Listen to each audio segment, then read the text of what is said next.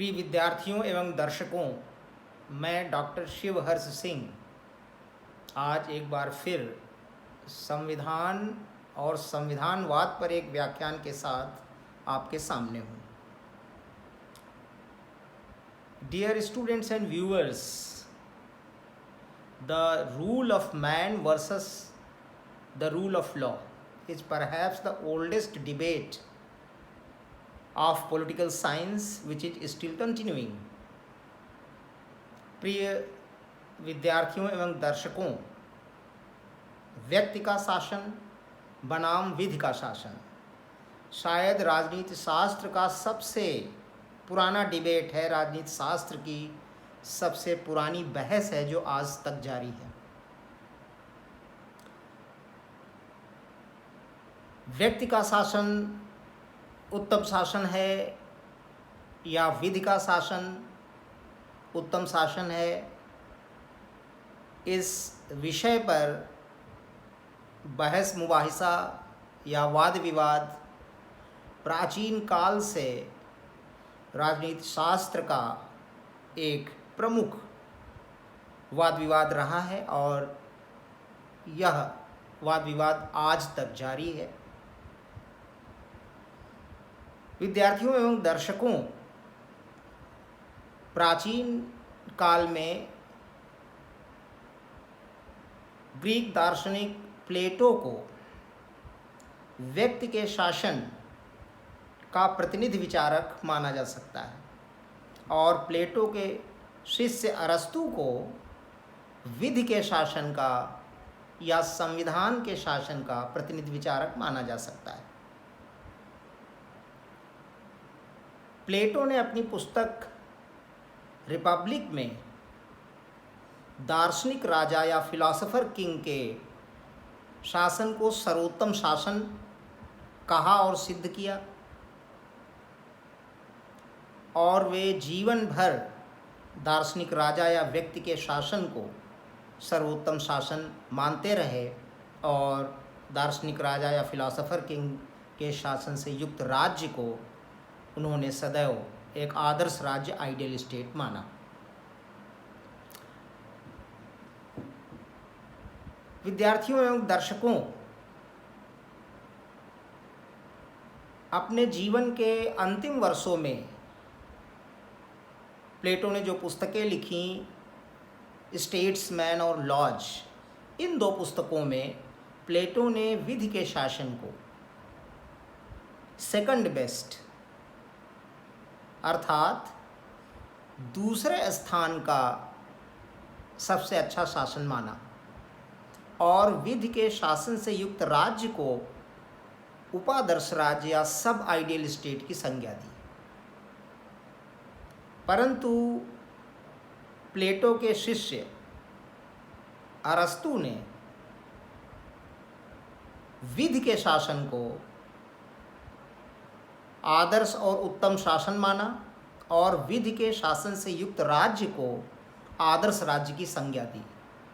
इसीलिए कहा जाता है प्लेटोज सब ideal state is Aristotle's ideal state, अर्थात अरस्तु ने जो प्लेटो का उपादर्श राज्य था अर्थात विधि के शासन से युक्त राज्य, उसको आदर्श राज्य कहा और अरस्तु ने यह माना कि विधि का शासन या संविधान का शासन ही सर्वोत्तम शासन है। विद्यार्थियों एवं दर्शकों, रिपब्लिक में दार्शनिक राजा या फिलॉसफर किंग जो एक व्यक्ति है परंतु वह अत्यंत ज्ञानी, सदाचारी और अभ्रष्टनीय व्यक्ति है।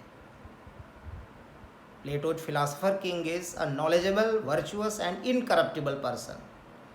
ऐसे व्यक्ति के शासन को प्लेटो ने आदर्श शासन माना है और आप सब जानते हैं, जिसने भी रिपब्लिक का थोड़ा बहुत अध्ययन किया है या प्लेटो के दर्शन का थोड़ा बहुत अध्ययन किया है, वे सब राजनीति शास्त्र के विद्यार्थी विशेष करके जानते हैं कि प्लेटो के रिपब्लिक में, प्लेटो के आदर्श राज्य में जहाँ फिलॉसफर किंग का शासन है, वहाँ पर कोई संविधान नहीं है, कोई विधि नहीं है, क्योंकि प्लेटो का फिलोसोफर किंग हर परिस्थिति के लिए शासन एवं प्रशासन करने में सक्षम है। उसके लिए किसी संविधान की आवश्यकता नहीं है, किसी विधि की आवश्यकता नहीं है।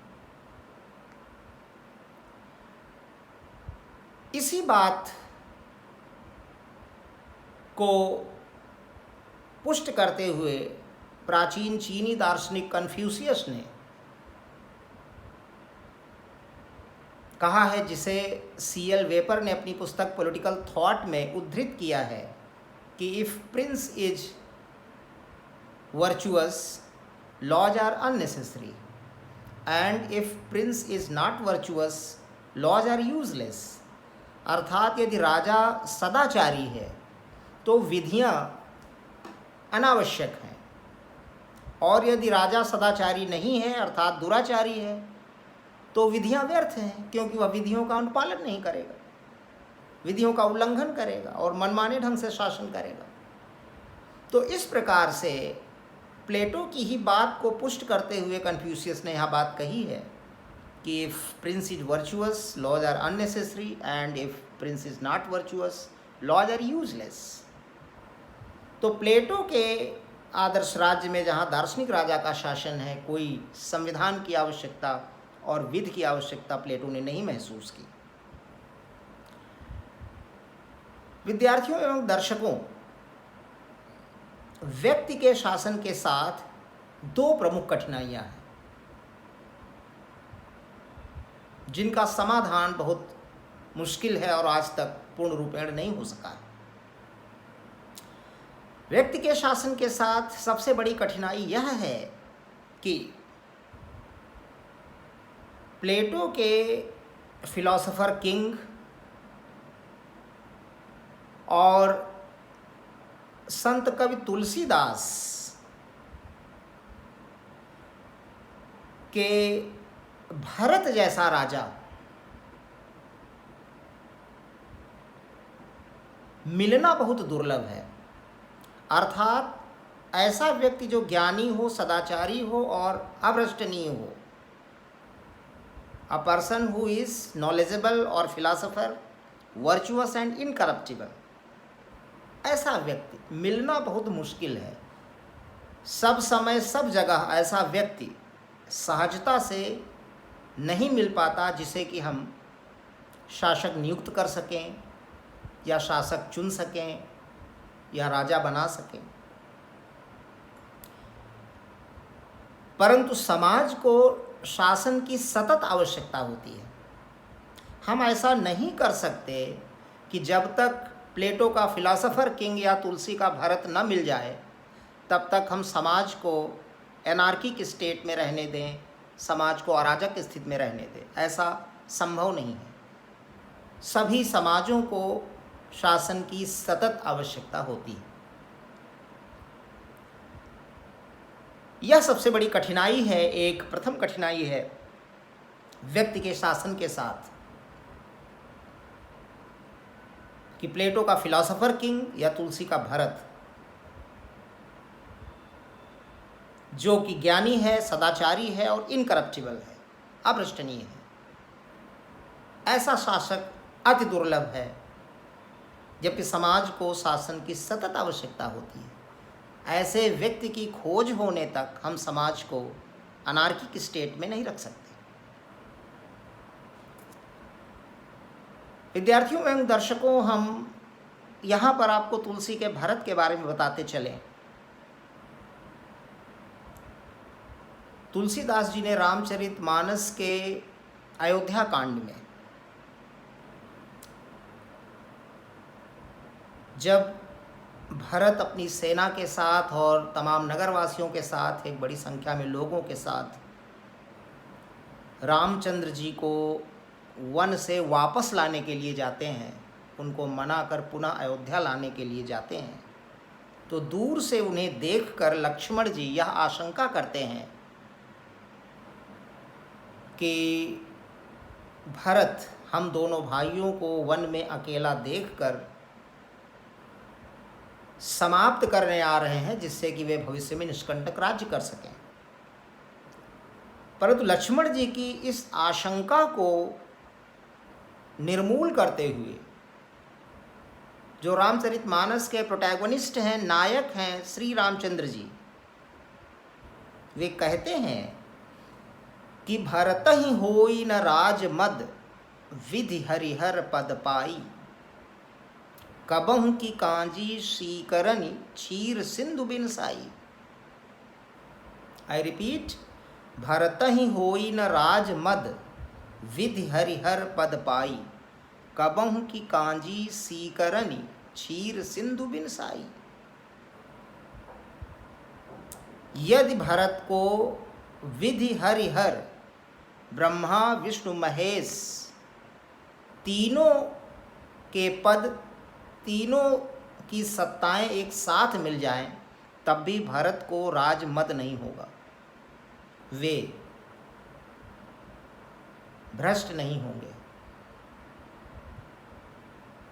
ब्रह्मा विष्णु महेश विधि हरिहर, इन तीनों की सत्ताएं अगर एक साथ भरत को मिल जाएं, तो भरत उसी प्रकार से भ्रष्ट नहीं होंगे, उन्हें राजमद नहीं होगा, सत्ता का घमंड नहीं होगा। जिस प्रकार से खट्टे मट्ठे की एक बूंद क्षीर सिंधु अर्थात दूध से समुद्र को डिनेचर नहीं कर सकती, विकृत नहीं कर सकती। कांजी का मतलब होता है खट्टा मट्ठा और सीकरन मतलब एक छींट या बूंद।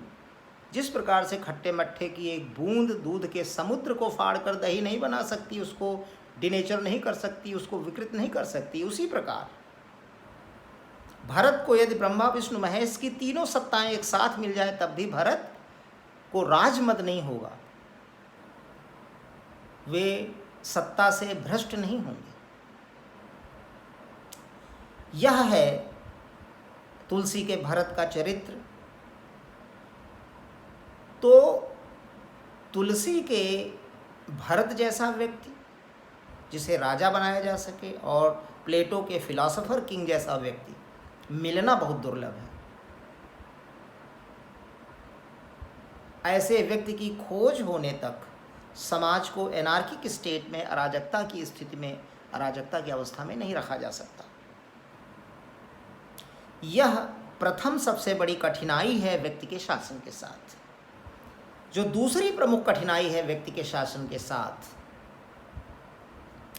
वह यह है कि सभी युगों का यथार्थ अनुभव यह बताता है कि जब किसी व्यक्ति को सत्ता दे दी जाती है, शक्ति दे दी जाती है, परम शक्ति दे दी जाती है, प्रभुता प्रदान कर दी जाती है, संप्रभुता प्रदान कर दी जाती है, तो वह भ्रष्ट हो जाता है। जैसा कि प्राचीन काल में अरिस्टोटल ने, अरस्तु ने बहुत ही स्पष्ट शब्दों में कहा है, without any if and but, may और might, Aristotle says that power and virtue cannot coexist। अर्थात शक्ति और सदाचार का सह अस्तित्व संभव नहीं है। शक्ति और सदाचार एक साथ रह ही नहीं सकते। Power and virtue cannot coexist। Very clearly Aristotle has stated, power and virtue cannot coexist। शक्ति और सदाचार एक साथ नहीं रह सकते। जैसे ही व्यक्ति को राजनीतिक शक्ति प्राप्त हो जाती है, सदाचार जाता रहता है। मध्य युग में भारत के संत दार्शनिक कवि तुलसीदास जी ने रामचरितमानस के बाल कांड में उतने ही प्रभावशाली ढंग से लिखा है कि नहीं को अस जनमा जगमाही, प्रभुता पाई जाहि मद नाही। ध्यान दीजिए, चौपाई नहीं से प्रारंभ होती है। नहीं को अस जनमा जगमाही, प्रभुता पाई जाहि मद नाही। अर्थात संसार में आज तक कोई ऐसा पैदा ही नहीं हुआ है जिसे प्रभुता पाकर, सत्ता पाकर मद न हो जाए, जो सत्ता पाकर विकृत न हो जाए, भ्रष्ट न हो जाए। नहीं को अस जनमा जगमाही, प्रभुता पाई जाहि मद नाही। बिल्कुल स्पष्ट ढंग से तुलसीदास जी ने लिखा है बालकांड में रामचरितमानस के। संसार में ऐसा कोई पैदा ही नहीं हुआ है जिसे प्रभुता पाकर घमंड न हो जाए, प्रभुता पाकर वह भ्रष्ट न हो जाए, प्रभुता पाकर उसे मद न हो जाए। आधुनिक काल में अंग्रेजी दार्शनिक लॉर्ड एक्टन ने ठीक ऐसी ही स्पष्टता के साथ लिखा है, power corrupts and absolute power corrupts absolutely. शक्ति भ्रष्ट करती है और परम शक्ति परम भ्रष्ट कर देती है। Power corrupts and absolute power corrupts absolutely. शक्ति भ्रष्ट करती है और परम शक्ति परम भ्रष्ट कर देती है। पूर्व अमेरिकी राष्ट्रपति थॉमस जेफरसन, जिन्होंने अमेरिकन डिक्लेरेशन ऑफ इंडिपेंडेंस लिखा, उनका कहना है कि power is the most intoxicant beverage. शक्ति सबसे नशीला पेय है। तो प्राचीन काल से लेकर आधुनिक समय तक सभी युगों का यह अनुभव रहा है। It is a empirical fact. Empirically it has been proved that power corrupts and absolute power corrupts absolutely. शक्ति भ्रष्ट कर देती है। अगर व्यक्ति को शक्ति प्रदान की गई तो वह भ्रष्ट हो जाएगा। यह दूसरी सबसे बड़ी कठिनाई है। यहाँ पर विद्यार्थियों एवं दर्शकों में एक बात और पॉइंट आउट करना चाहूँगा। यदि किसी व्यक्ति को हमें शासक बनाना है और ऐसे व्यक्ति की खोज करनी है जो दार्शनिक हो, अर्थात ज्ञानी हो, सदाचारी हो और अभ्रष्टनीय हो, इनकरप्टिबल हो, तो हम क्या कर सकते हैं? समाज अधिक से अधिक उस व्यक्ति का पास्ट कंडक्ट देख सकता है, पास्ट रिकॉर्ड देख सकता है, भूतकाल में व्यक्ति कैसा रहा है। इसी प्रकार से हम भूतकाल के किसी व्यक्ति के कंडक्ट को, चरित्र को देख करके, समझ करके ही हम यह निर्णय ले सकते हैं कि वह व्यक्ति भ्रष्ट है या नहीं, सत्ता के लिए उपयुक्त होगा कि नहीं। परंतु उसके मानस के भीतर क्या है? हो सकता है कि ऐसे व्यक्ति के जिसका कि पास्ट रिकॉर्ड तो बहुत अच्छा है, लेकिन उसके मानस में कहीं कोई ऐसी विकृति छिपी हुई है जो शक्ति पाकर अभिव्यक्त हो और वह व्यक्ति फिर भ्रष्ट हो जाए और समाज का बहुत अहित कर दे। किसी पुरानी फिल्म का एक गीत याद आ रहा है, उसकी पहली लाइन, ऐ यार हमारी बात सुनो, ऐसा एक इंसान चुनो जिसने पाप न किया हो जो पापी न हो। ऐ यार हमारी बात सुनो, ऐसा एक इंसान चुनो जिसने पाप न किया हो जो पापी न हो। तो ऐसा व्यक्ति जिसने पाप न किया हो अभी तक, ऐसे व्यक्ति की खोज तो हो सकती है, लेकिन जो पापी न हो, अर्थात उस मन से पापी न हो, उसके मन में कहीं पाप न छिपा हो, जो शक्ति पाकर मुखरित हो, यह पता लगाना लगभग असंभव है। इट इज वेल नाई impossible. As Shakespeare had said, it is impossible to read on the face of the man what is hidden in his or her mind and heart. तो यह कैसे पता लगा सकते हैं कि वह पापी नहीं है, उसके मानस में पाप नहीं है? और विश्व के सामने हिटलर का बहुत बड़ा उदाहरण है। जर्मनी में 1933 में हिटलर लोकतांत्रिक निर्वाचनों के फलस्वरूप विजयी होकर सत्ता में आया, लेकिन सत्ता में आते ही उसने स्वयं को फुहरर घोषित कर दिया और फिर वह एक टोटलिटेरियन फासिस्ट रूलर हुआ, जिसने विश्व को द्वितीय विश्व युद्ध की विभीषिका में धकेल दिया। आप सब जानते हैं। तो तुलसी के भरत और प्लेटो के फिलॉसफर किंग की उपलब्धि बहुत दुर्लभ है। सब समय सब जगह ऐसा व्यक्ति मिल नहीं सकता, जबकि समाज को शासन की सतत आवश्यकता रहती है। और एक बात मैं यहाँ पर फिर विद्यार्थियों एवं दर्शकों के सामने प्रस्तुत करना चाहता हूँ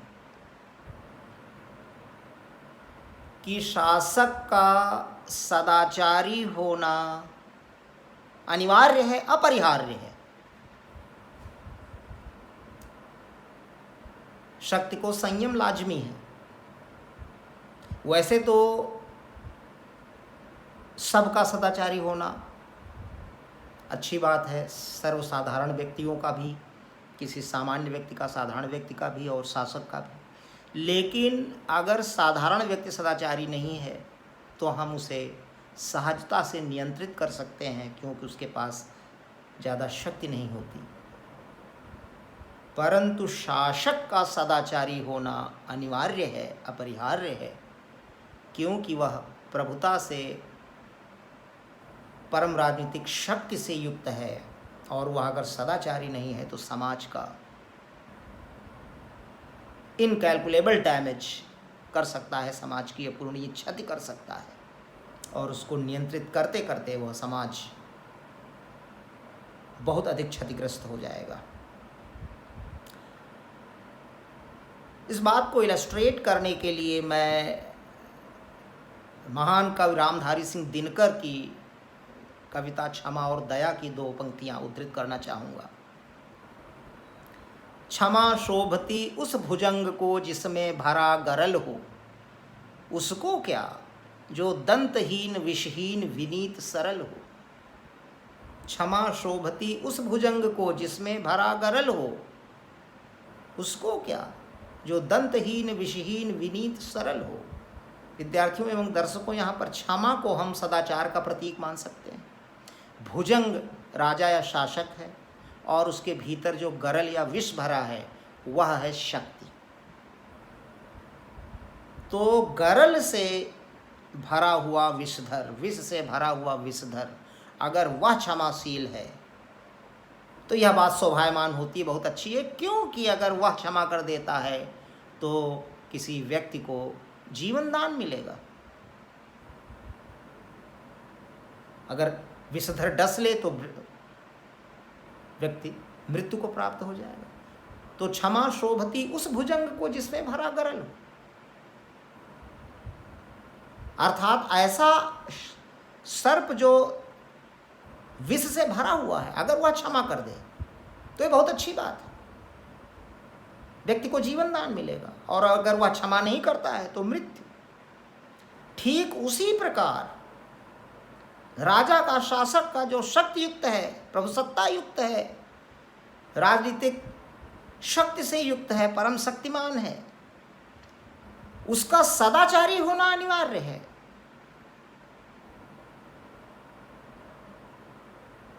तभी वह समाज के हित में कार्य करेगा। और अगर वह दुराचारी हो गया, भ्रष्ट हो गया शक्ति पाते ही, तो फिर समाज का इनकैलकुलेबल डैमेज कर देगा, समाज की अपूरणीय क्षति कर देगा। इसीलिए शक्ति को संयम लाजमी है। शासक का, राजा का सदाचारी होना अनिवार्य है, अपरिहार्य है। जो साधारण व्यक्ति है वह दंतहीन विषहीन विनीत, मतलब सरल सर्प की तरह है। अगर वह काट भी लेगा तो उससे कोई डैमेज नहीं होना। वो दंतहीन है, विषहीन है, सरल है, उसको साधारण दृष्टि से देखा जाए तो ऐसे भी हार्मलेस है और उसे बहुत सहजता से नियंत्रित किया जा सकता है। परंतु विषधर, उसका क्षमाशील होना शोभायमान होता है। उसी प्रकार शक्ति युक्त, सत्ता युक्त राजा का, शासक का सदाचारी होना अपरिहार्य है, अनिवार्य है, अन्यथा वह समाज की अपूरणीय क्षति कर देगा।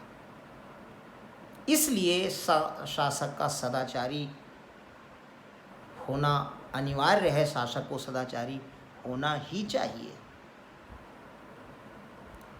यही अर्थ शायद महात्मा गांधी की उस उक्ति का है, अहिंसा वीरस्य भूषणम। अहिंसा वीर का आभूषण है। या फिर अहिंसा सदाचार का प्रतीक है, और वीर है शक्तिमान, शक्तिशाली व्यक्ति जो डैमेज कर सकता है, जो हिंसा कर सकता है, वह व्यक्ति अगर अहिंसक है तो यह शोभायमान होने वाली चीज है। ज़्यादा डिटेल में हम नहीं जाना चाहते यहाँ पर, लेकिन अहिंसा वीरस्य भूषणों का भी यही अर्थ है। तो शासक का सदाचारी होना अपरिहार्य है, अनिवार्य है। तो विद्यार्थियों एवं दर्शकों, चूंकि प्लेटो का दार्शनिक राजा और तुलसी का भरत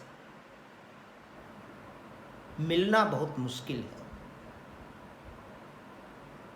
सब समय सब समाजों में ऐसे व्यक्ति उपलब्ध नहीं होते जिन्हें शासक बनाया जा सके। इसलिए वर्तमान समय का, आधुनिक समय का बहुमत, विश्व जनमत अरस्तु के साथ है, अर्थात विधि के शासन को सर्वोत्तम शासन मानता है। इसीलिए विधि का शासन या संविधान का शासन ही सबसे लोकप्रिय स्वरूप है शासन का आधुनिक समय में, और अधिक लोकप्रिय होता चला जा रहा है।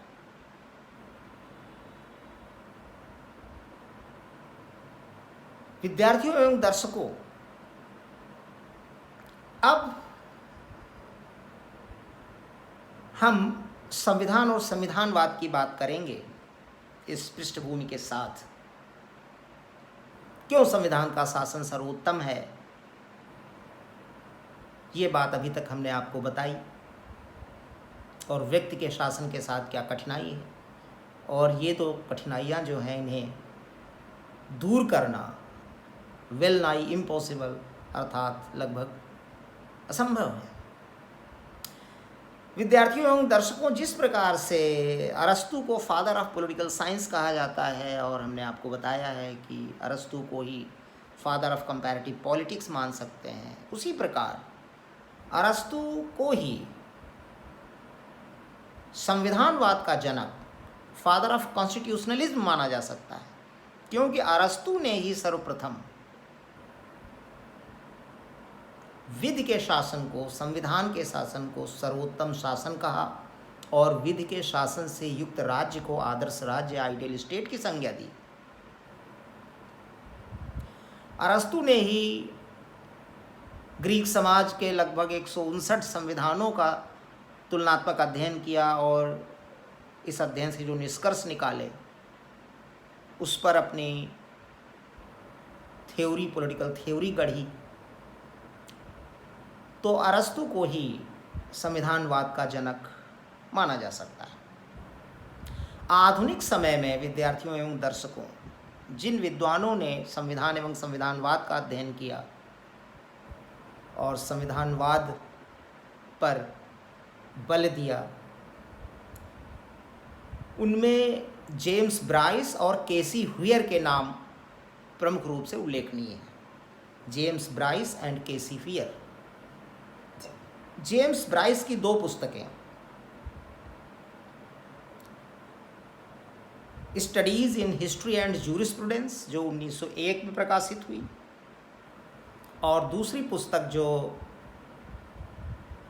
जेम्स ब्राइस के मृत्यु के 1 वर्ष पूर्व, जेम्स ब्राइस का जो जीवन काल है वो 1838 से 1922 है, और जेम्स ब्राइस ने 1921 में मॉडर्न डेमोक्रेसीज नामक पुस्तक प्रकाशित की।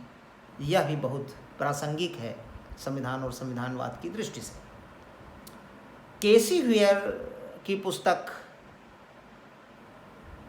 मॉडर्न कॉन्स्टिट्यूशंस 1951 में प्रकाशित हुई।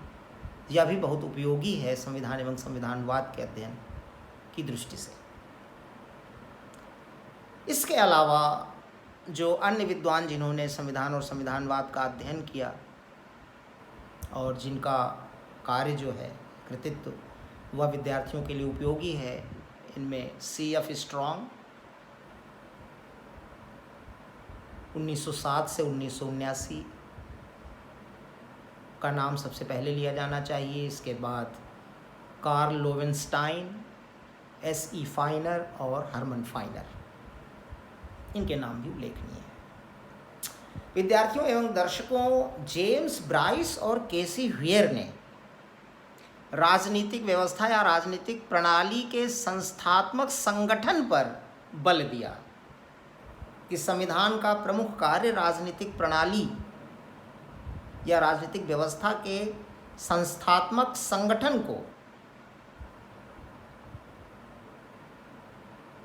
सुनिश्चित करना है, अर्थात राजनीतिक व्यवस्था का संगठन कैसे किया जाए, ऑर्गेनाइजेशन ऑफ पॉलिटिकल इंस्टीट्यूशंस, यह प्रमुख कार्य है संविधान का। इस पर ज़्यादा बल दिया जेम्स ब्राइस और केसी वेयर ने। परंतु सीएफ स्ट्रॉन्ग और अन्य विद्वानों ने, कार्ल लोवेनस्टाइन, एसी फाइनर और हर्बर्ट फाइनर ने संविधान की इस प्रकृति या संविधान की इस विशेषता या लक्षण को स्वीकार करते हुए संविधान के एक और लक्षण की तरफ संकेत किया कि संविधान राजनीतिक सत्ता पर अंकुश रखने का एक प्रमुख साधन है। Constitution is the basic instrumentality to control political power. C F Strong और इन अन्य विद्वानों ने संविधान के राजनीतिक सत्ता के और राजनीतिक व्यवस्था के संस्थात्मक संगठन में जो संविधान का रोल होता है, संविधान की भूमिका होती है, उसको स्वीकार करते हुए इस ओर संकेत किया कि संविधान का एक और प्रमुख लक्षण होता है कि यह राजनीतिक सत्ता पर, राजनीतिक शक्ति पर नियंत्रण का एक साधन है। विद्यार्थियों एवं दर्शकों, किसी भी देश का संविधान वहाँ की राजनीतिक व्यवस्था, राजनीतिक प्रक्रिया के लिए वैध ढांचा प्रस्तुत करता है। किसी भी देश का संविधान उस देश की राजनीतिक प्रक्रिया के लिए वैध ढांचा प्रस्तुत करता है। अगर हम साधारण शब्दों में संविधान को अब परिभाषित करें तो हम यह कह सकते हैं कि संविधान नियमों का वह संग्रह है जो उन उद्देश्यों की प्राप्ति कराता है जिनके लिए राजनीतिक शक्ति प्रवर्तित की गई है, और जो शासन के उन विविध अंगों की सृष्टि करता है जिनके माध्यम से सरकार शक्ति का प्रयोग करती है। अब शासन शक्ति को जनता प्रवर्तित करती है, स्पॉन्सर करती है, और किन उद्देश्यों के लिए करती है, जिससे उसकी स्वतंत्रता, समानता, न्याय, जन कल्याण, इन उद्देश्यों की पूर्ति हो सके। और संविधान के भीतर उन अंगों, शासन के अंगों की सृष्टि, शासन की प्रमुख संस्थाओं, अभिकरणों के संगठन की व्यवस्था भी रहती है। ऐसे नियम भी रहते हैं जिनके अनुसार शासन के अंगों का संगठन किया जा सके, जिनके माध्यम से सरकार राजनीतिक शक्ति का प्रयोग करती है। तो यहाँ पर भी संविधान के दो प्रमुख लक्षण स्पष्ट हो रहे हैं। एक यह कि वह राजनीतिक प्रणाली के संस्थात्मक संगठन को सुनिश्चित करता है, और दूसरा यह कि संविधान द्वारा निर्मित संस्थाओं के माध्यम से शासन शक्ति का प्रयोग किया जाता है, शासकों के द्वारा, सरकार के द्वारा, न कि मनमाने ढंग से। सीएफ स्ट्रॉन्ग ने अपनी पुस्तक a history of modern political constitutions 1963 में लिखा है कि सच्चे अर्थों में किसी संविधान के तीन प्रमुख लक्षण स्पष्ट होते हैं। प्रथम, राजनीतिक व्यवस्था के शासकीय अभिकरणों को किस प्रकार से संगठित किया गया है। दूसरे, उन अभिकरणों को क्या क्या शक्तियां सौंपी गई हैं। और तीसरे, इन शक्तियों का प्रयोग किस ढंग से किया जाना है।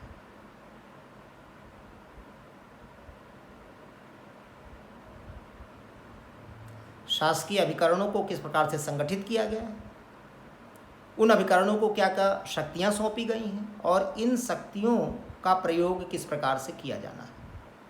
ये 3 लक्षण हर एक संविधान में स्पष्ट रूप से परिलक्षित होते हैं। इसी प्रकार S.E. फाइनर ने 1970 में प्रकाशित अपनी पुस्तक कंपैरेटिव गवर्नमेंट में लिखा है कि संविधान वे नियम संहिताएं हैं जो शासकीय अभिकरणों और इनके अधिकारियों के मध्य कार्यों, शक्तियों और कर्तव्यों का आवंटन करती हैं और इन अधिकारियों तथा सर्वसाधारण के मध्य संबंधों को निर्दिष्ट करती हैं। तो विद्यार्थियों एवं दर्शकों, इन तीनों ही परिभाषाओं से यह स्पष्ट है कि किसी संविधान के 2 प्रमुख लक्षण होते हैं। एक तो संविधान में वर्णित नियमों के अनुसार राजनीतिक व्यवस्था के शासकीय अभिकरणों को संगठित किया जाता है, इसकी व्यवस्था रहती है, और दूसरे कि संविधान राजनीतिक शक्ति पर सुनिश्चित सीमाएं आरोपित करने का एक साधन है। और जब संविधान की सीमाओं में रहकर शासक शासन करते हैं तो इसी से संविधानवाद उत्पन्न होता है।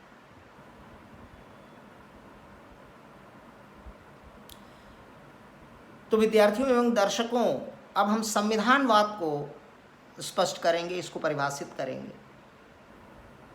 2 लेखक हैं, लेखक द्वय J.A. कोरी CORRY और हेनरी J. अब्राहम ने बहुत स्पष्ट और सरल शब्दों में लिखा है कि स्थापित संविधान के निर्देशों के अनुरूप शासन को संविधानवाद कहते हैं। स्थापित संविधान के निर्देशों के अनुरूप शासन को संविधानवाद कहते हैं। अगर जो सुस्थापित संविधान है देश में, इसके निर्देशों के अनुसार शासन हो तो संविधानवाद उत्पन्न होगा और ऐसा शासन होता रहे तो देश में संविधानवाद बना रहता है। एनसाइक्लोपीडिया ऑफ सोशल साइंसेस में बहुत अच्छा लिखा गया है कि संविधानवाद उस निष्ठा का नाम है जो लोग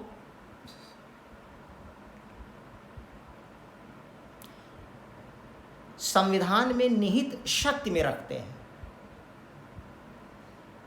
जिससे सरकार नियंत्रित बनी रहती है। अर्थात वह निष्ठा व आस्था की शक्ति जिससे सुसंगठित राजनीतिक सत्ता, सुसंगठित राजनीतिक व्यवस्था नियंत्रित रहती है, संविधानवाद कहते हैं।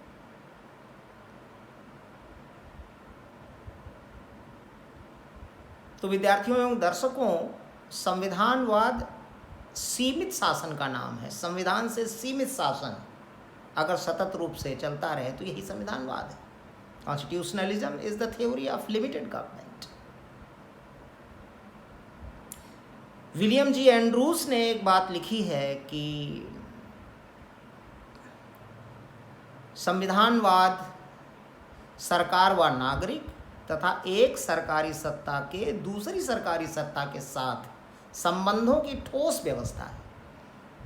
अर्थात सरकार नागरिकों के साथ कैसा संबंध रखेगी और ये संबंध कहाँ से गाइडेड होंगे, कहाँ से निर्देशित होंगे,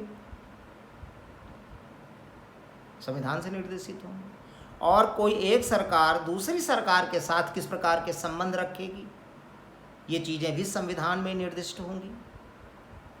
तो इसी प्रकार की ठोस व्यवस्था तो संविधानवाद है। अगर हम पुनः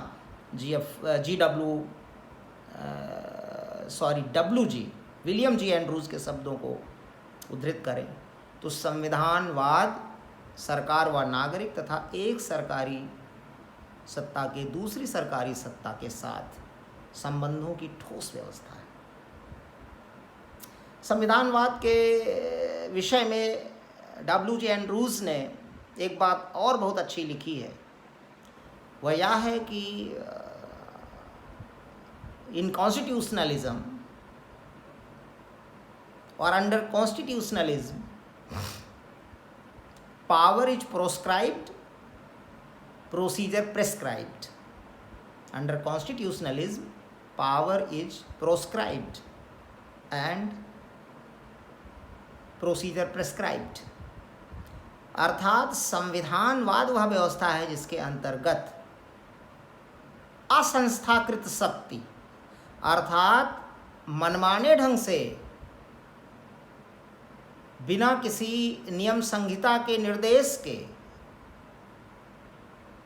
राजनीतिक शक्ति का प्रयोग निषिद्ध होता है और राजनीतिक शक्ति के प्रयोग का प्रोसीजर प्रक्रिया वह निर्धारित होती है। तो जब मनमाने ढंग से शक्ति का प्रयोग निषिद्ध हो और शक्ति का प्रयोग किस प्रकार से किया जाना है यह प्रक्रिया संविधान द्वारा निर्धारित हो तो इसे संविधानवाद कहते हैं। Students and viewers, now there are several characteristics of constitutionalism. संविधानवाद की कुछ प्रमुख विशेषताएं हैं, लेकिन इससे पूर्व हम ये आपको बता दें कि संविधान एक साधन है और संविधानवाद साध्य है। संविधान एक दस्तावेज है, एक नियम संहिता है और जब शासक इसी नियम संहिता के अनुरूप शासन का संगठन करते हैं और शासन शक्ति का प्रयोग करते हैं तो संविधानवाद उत्पन्न होता है।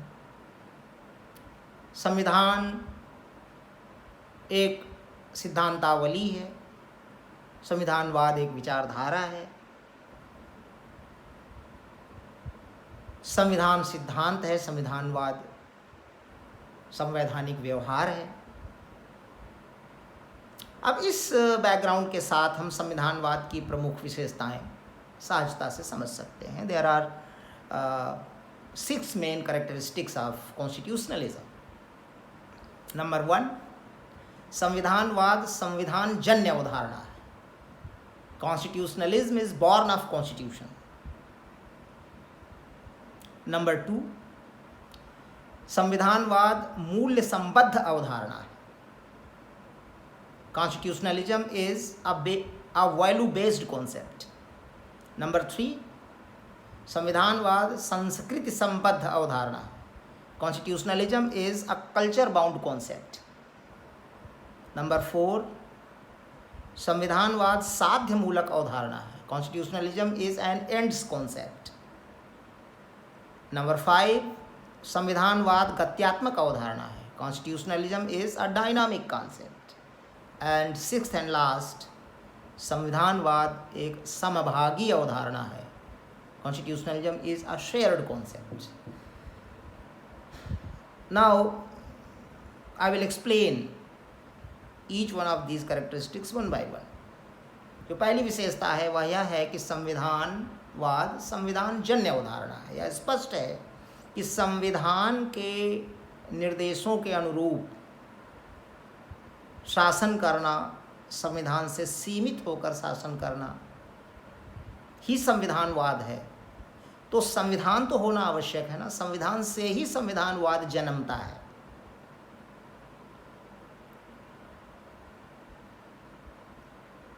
यहाँ पर एस.एन. रे ने एक किताब लिखी है, नई किताब है, modern comparative politics, approaches, methods and issues. इस पुस्तक में एस.एन. रे ने बहुत अच्छा लिखा है कि constitutionalism is based on a common belief in limited government and in the use of constitution to impose these limitations. अर्थात संविधानवाद सीमित सरकार की अवधारणा पर जो सर्वसम्मति है इस पर आधारित है और सरकार को सीमित करने में संविधान का प्रयोग,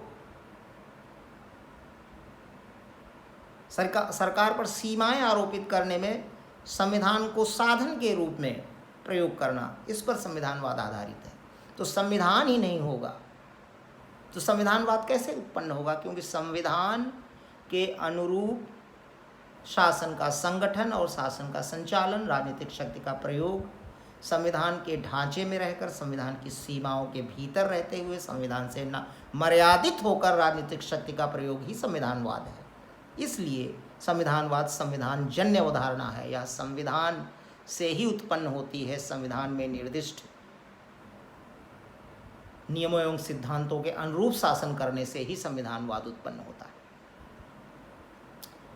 जो दूसरी विशेषता है वह यह है कि संविधानवाद मूल्य संबद्ध अवधारणा है। It is a value based concept. यहाँ पर फिर एस.एन. रे की बात मैं उद्धृत करना चाहूँगा, जो इन्होंने अपनी इसी पुस्तक मॉडर्न कंपैरेटिव पॉलिटिक्स में लिखा है कि constitutionalism is a body of normative thought which seeks to realize by means of institutional arrangements the dominant values of the Western world. I repeat, constitutionalism is a body of normative thought which seeks to realize by means of institutional arrangements dominant values of the Western world. संविधानवाद व मानकीय आदर्शी विचारों का समुच्चय है जो कुछ संस्थात्मक व्यवस्थाओं के माध्यम से पाश्चात्य देशों के प्रमुख मूल्यों को चरितार्थ करना चाहता है। ये पाश्चात्य मूल्य या आधुनिक मूल्य कौन से हैं? Liberty, equality, fraternity, justice. सभी विद्यार्थियों को मालूम होना चाहिए कि लिबर्टी, इक्वलिटी एंड फ्रेटर्निटी ही 3 आधुनिक मूल्य हैं, और इन्हीं मूल्यों को चरितार्थ करने के लिए, यथार्थ में प्राप्त करने के लिए संविधान स्थापित किया जाता है। भारतीय संविधान जो हमारे लिए सबसे अच्छा उदाहरण है, इसको हम सहजता से समझ सकते हैं। भारतीय संविधान की उद्देशिका में आप देख सकते हैं स्वतंत्रता, समानता, भ्रातृत्व और न्याय, इसी की बात की गई है। इन्हीं मूल्यों को संवैधानिक व्यवस्था और संविधान में वर्णित संस्थाओं के माध्यम से हम प्राप्त करना चाहते हैं। इसीलिए संविधानवाद स्थापित किया जाता है, जिससे कि जब शासन संविधान के अनुरूप चलेगा तो हमें इन स्वतंत्रता, समानता और न्याय के मूल्यों की उपलब्धि होगी, इनको चरितार्थ किया जा सकेगा। तो संविधानवाद मूल्य संबद्ध अवधारणा है। यह स्वतंत्रता, समानता, न्याय, भातृत्व, इन मूल्यों को प्राप्त करने के लिए यथार्थ में स्थापित किया जाता है। Now the third characteristic is that constitutionalism is a culture bound concept. संविधानवाद संस्कृति संबद्ध अवधारणा है। विद्यार्थियों एवं दर्शकों, किसी भी देश का संविधान उस देश की संस्कृति से बद्ध होता है, उस देश की संस्कृति की सीमाओं के भीतर होता है। उस देश की संस्कृति संविधान को स्वरूप देती है। उस देश की संस्कृति से संविधान विकसित होता है। तो कोई भी संविधान देश की संस्कृति का उल्लंघन नहीं करता, इसका पोषक होता है, और देश का संविधान संस्कृति से आबद्ध होता है। It is bounded by the culture of the country. जैसे उदाहरण के तौर पर भारतवर्ष की जो डोमिनेंट कल्चर है वह गंगा जमुनी तहजीब है, वह सेकुलर कल्चर है, तो भारतीय संविधान इससे बाहर नहीं जा सकता। भारतीय संविधान का एक प्रमुख लक्षण सेकुलरिज्म है।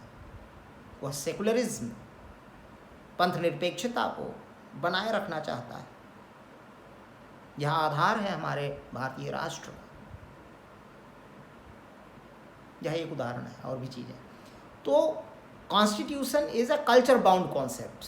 Constitution of any country is bounded by the culture of the country. या किसी देश की संस्कृति से उपजता है और संस्कृत से आबद्ध होता है, संस्कृत की सीमाओं के भीतर होता है, संस्कृत द्वारा स्वरूपित होता है और वह संस्कृत का पोषक भी होता है। जो नेक्स्ट चौथी विशेषता है वह है कि संविधानवाद साध्यमूलक अवधारणा है। तो यहाँ हम लोग पहले ही डिस्कस कर चुके हैं कि संविधानवाद का साध्य क्या है, एंड क्या है? लिमिटेड गवर्नमेंट, सीमित सरकार, यही संविधानवाद का साध्य है। तो संविधानवाद सीमित शासन प्राप्त करने हेतु स्थापित किया जाता है। हम संविधानवाद इसीलिए स्थापित करना चाहते हैं जिससे कि शासन सीमित रहे, संविधान की सीमाओं में रहे, संविधान के निर्देशों के अनुरूप चले, तो जन कल्याण होगा, जनता की स्वतंत्रता, समानता, भ्रातृत्व और ये सुनिश्चित रहेंगे, सुरक्षित रहेंगे। ये बेसिक वैल्यूज, ये आधारभूत मूल्य सुरक्षित रहेंगे। तो संविधानवाद का साध्य है लिमिटेड गवर्नमेंट, सीमित शासन, संविधान द्वारा सीमित शासन, a government limited by the constitution of the country, यही संविधानवाद का साध्य है।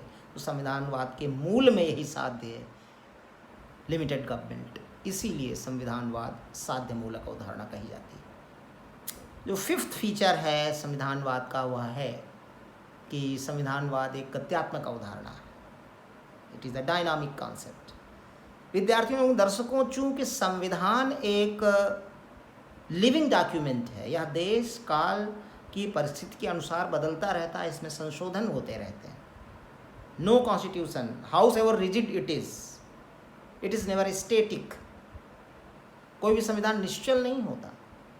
देश काल की परिस्थितियों के अनुरूप इसमें इसमें संशोधन की गुंजाइश होती है हर एक संविधान में, चाहे वह कितना ही कठोर और अनम्य क्यों न हो। तो संविधान एक लिविंग डॉक्यूमेंट है, ये विकसित होता रहता है। तो संविधान डायनामिक है और चूंकि संविधान के अनुसार शासन ही संविधानवाद है, तो जब संविधान गत्यात्मक है तो संविधानवाद भी गत्यात्मक होगा, क्योंकि जिस समय जिस प्रकार का संविधान उपलब्ध होगा उसी संविधान के निर्देशों के अनुरूप शासन संविधानवाद है। And if constitution is dynamic then constitutionalism is bound to be dynamic in character. तो संविधानवाद एक गत्यात्मक अवधारणा है, इसलिए चूंकि संविधान गतिशील होता है। जो अंतिम और छठवीं विशेषता है संविधानवाद की वह है कि संविधानवाद एक समभागी अवधारणा है। It is a shared concept, अर्थात every country of the world has some share in constitutionalism.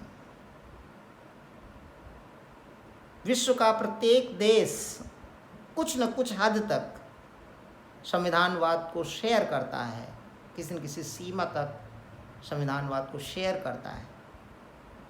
यह बात आश्चर्यजनक लग सकती है विद्यार्थियों को, लेकिन आश्चर्यजनक नहीं है।